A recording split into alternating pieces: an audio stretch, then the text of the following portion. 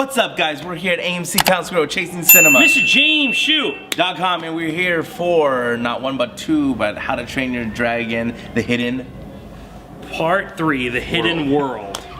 One of the most anticipated movies on our list this year. A movie... Has to be.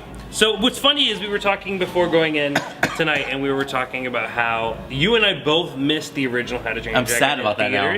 And we let it get by us for a few years, and we watched it later. I watched it on Blu-ray, and I'm assuming you watched it on Blu-ray or at home. Well, Ken was like, dude, it's good. I was like, oh, okay, that's cool. A month later. Did you watch it yet? No. Yeah, a month later. Someone nagged me about it too. I think I was at Hollywood at the time, depending on when it was released, or at least around that long ago, was it? Yeah, well, I mean, it was 2010, right? Was the original How to Train Your Dragon? I don't know. Yeah, I think it's 2010, and we were closed in May, so I was at least still leaving, and I was talking to the Hollywood people, and I'm pretty sure someone was like, you gotta watch this, man, you gotta watch this, you gotta watch this. Anyway, enjoyed it very much. Then How to Train Your Dragon 2 came out, and I was like, yeah, it was in my top 10, I believe, of the year. I think I gave it 4 out of 4 stars. And like, they had that song. Yes. That one song that just gets me jacked. Yeah, I know that might be lame to some of y'all, but that song gets me jacked, bro. The one they're playing at the end of this one, right? Yeah, and in the music video, you're like flying through the clouds. Oh my gosh. Yeah, no, for sure. I was with you, and I was like, this could be and we saw DreamWorks. That one together. Yes, and this could be DreamWorks' most, like, successful, critically at least, trilogy. And I was really excited because you and I were talking, like, pre How to Train Your Dragon, we had Shrek, and it was kind of like Nickelodeon type humor, farting and all that stuff, and they really turned around with this franchise. And I've been waiting for this, and a lot of people have been waiting for this movie. And at CinemaCon last year, is it called race? What is it called? Racist? If I just automatically, if it's not Disney, I just have a problem with it. Or Pixar. I think it's called judgment, like being prejudiced. I'm prejudiced. Yeah, I really am. Race doesn't necessarily mean anything there, but I'm a prejudice. You're prejudiced. If it's not Disney, you get or weary. Pixar. I'm just like.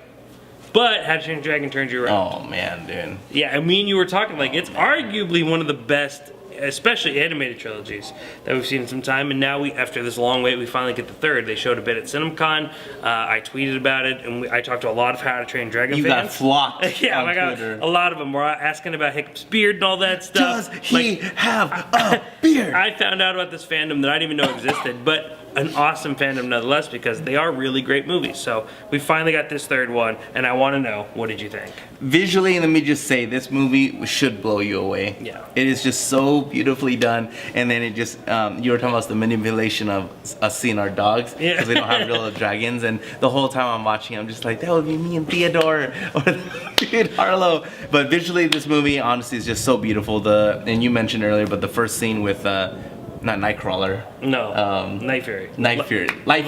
With Light Fury and Toothless. It's just so beautiful. And then they're like flirting with each other and stuff like that. And then Hiccup is like trying to tell him like this. I don't know.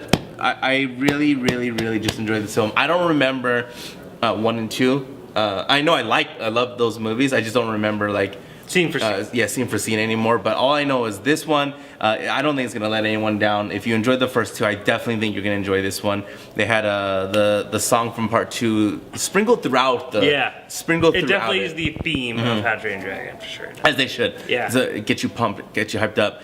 And man, that ending, that last like 15 minutes of the film is strong. just like boom, boom, and it just made me so sad, and I was just made you sad.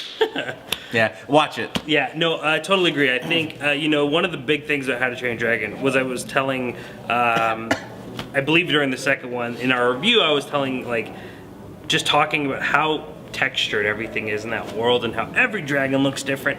The scaly ones look scaly, the furry ones look furry. Like, they all have these different textures. None of them, there's not 2 alike, they're all very different in how they look, and it's just so much work. And then creating a hidden world literally is insane, and it can't be shocked that this movie took so long to get made, and obviously the world building is something that the movies have gotten progressively better at. The first one, they created this kind of interesting world where dragons and humans were against each other. In the second one, we kind of introduced the idea that they could be conjoined, and now we have this hidden world where it's beyond our imagination. How beautiful was that? So beautiful. I mean, I think if anything, How to Train Your Dragon 3 just proves how great animation could look. That doesn't come out of the Disney factory. You know, and I do think it was, I mean, rewatching the first one this week, I was telling you, and while that movie looked incredibly beautiful at the time and still looks great, you could definitely see an incredible difference in those 3 movies of just how they looked, and seeing it now, it's just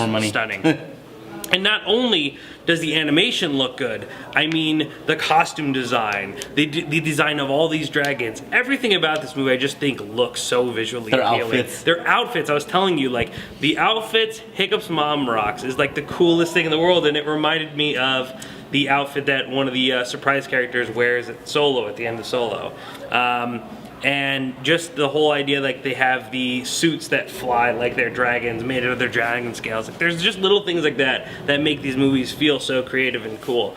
But I will say, for me, I enjoyed this movie, but I would say it is a step down besides 2. I thought 2 was this really, really emotionally deep movie and really kind of took us through this arc of Hiccup really discovering who he is.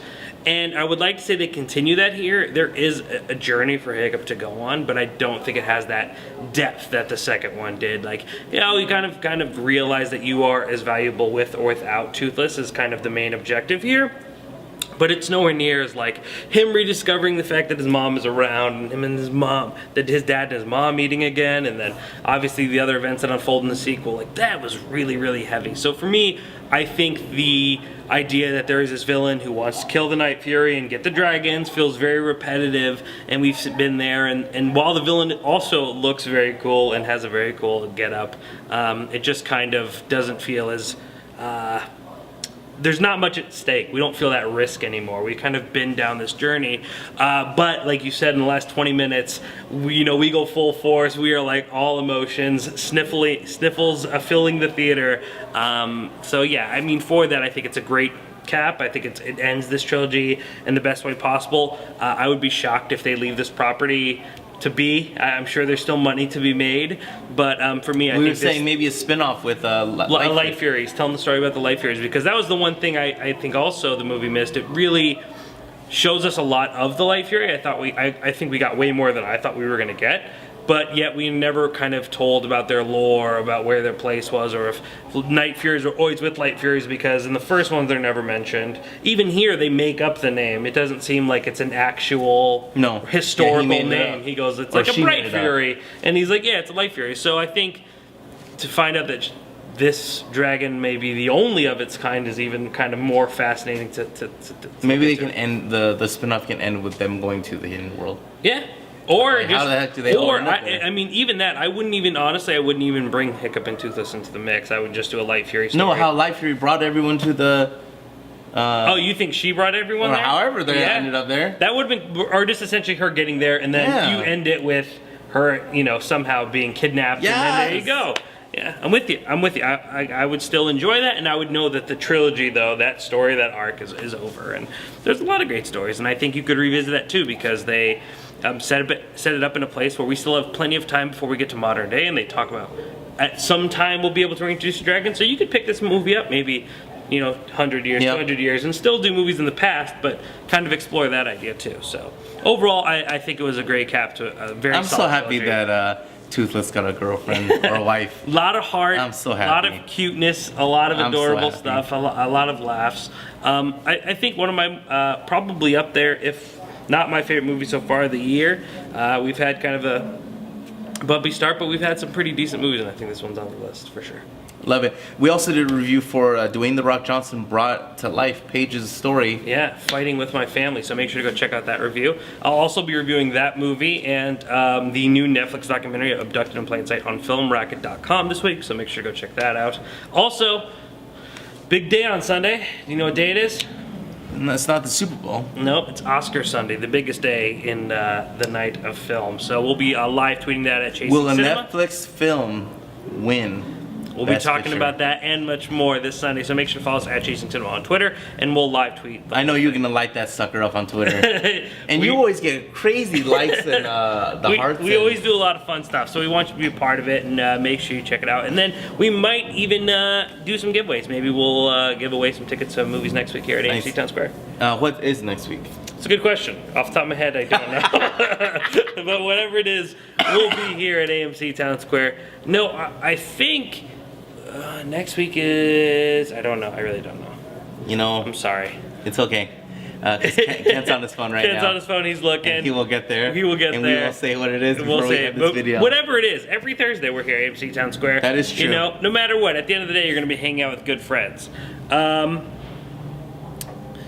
So we have the release of Greta coming out. I am excited about Greta. Yeah. It looks like a psycho. Yeah, and I like those movies. So Greta, come with that. It looks like Greta? pretty much it. And well, and a Medea family funeral. But both of those will be out. Greta, obviously. Did you ever see? Oh my God, I'm not gonna remember the movie that she was in that I really liked. Elle, the French one that I told you about 2 years ago. She's in Greta. The old lady. Yeah, yeah. She was in Elle. Okay. And she was really good. You would like that because that's a really trippy thriller. It's just in French. Is it the same movie? No. Like you think Greta is a remake of Elle? Yeah. No. Oh, okay. But that's still a very good movie. Okay. So, Okay, anyway, so come with us to see Greta, because that one looks just like a psycho old lady that just it's is gonna lonely. get wild. And it's always a good time here at AMC Town Square. Remember to get discounted tickets and have a great time with good friends. You can just text this guy at 702-348-5618 and or comment below and let us know. Absolutely. ChaseInCinema.com is known as The Film Lovers website.